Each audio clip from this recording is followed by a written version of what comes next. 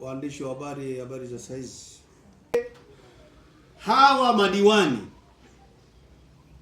nikimuunganisha na mbunge Mheshimiwa Kimbaki, hawa wote hawajawatendea wananchi haki, kwa sababu kodi hii haijatoka serikali kuu. Kodi hii imetoka ndani ya baraza la madiwani. Kwa hiyo baraza la madiwani ndilo lenye mamlaka ya kuhakikisha inapunguza kodi kwa wananchi wake, si kuwakandamiza. Sasa ukiangalia masharti walioweka, masharti mengine yote yako sawa. Uwe na namba ya NIDA, hilo wala halina shida. Uwe na namba ya simu ya kwako ambayo imesajiliwa kwa namba ya NIDA, hiyo haina shida. Uwe na tini namba, hiyo haina shida. Uwe na leseni, lakini leseni wamesema iwe hai. Swali hapa kwamba kuna mfanyabiashara au kuna mtu amezuka na amepata fedha, anataka kuanzisha biashara hiyo maeneo hayo, lakini hana leseni ila anahitaji kibanda. Maana yake kwa masharti ya halmashauri, mtu huyo hataruhusiwa kuwa na kibanda maeneo hayo.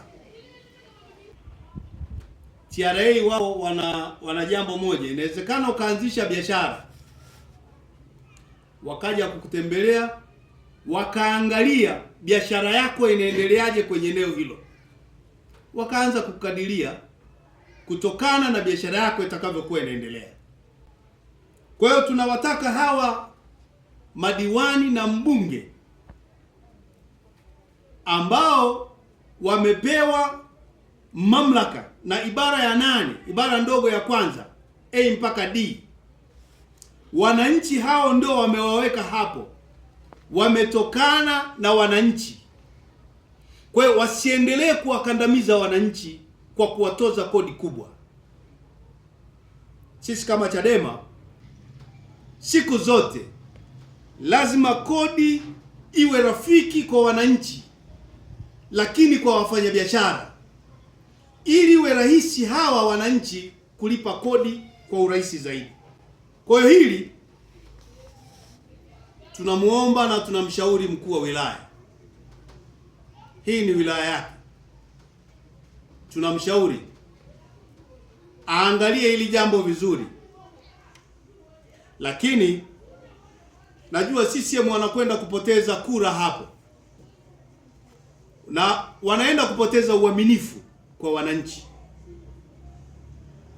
Waende waliangalie hili, kwa sababu siku ya kufungua dirisha hilo ni kesho tarehe 19. Na kibaya zaidi, wameanzisha mfumo. Kuanzisha mfumo huu ni kwamba serikali iendeshe shughuli zake vizuri, kuleta mfumo kwa wananchi ambao wengi wao wengine hawajui kusoma na kuandika. Unawaambia waingie kwenye mfumo wa Tausi kupitia simu hii, ili wajisajili na waombe vibanda kwa kupitia mfumo wa Tausi. Wangapi wanajua mifumo hiyo? Kwa hiyo halmashauri tunawashauri ni vizuri warudishe mfumo kama ambao sisi tuliuweka mfumo huo, kuandika maombi, watu waandike barua. Wakisha andika barua hizo, waajiri watu ama wale waliopo halmashauri kwenye mfumo, waingize kwenye mfumo wa Tausi, ili uwe rahisi kila mmoja kuomba. Vizimba viko 144. Angalia wale wamama na dada zetu na ndugu zetu ambao wanafanya hizo biashara,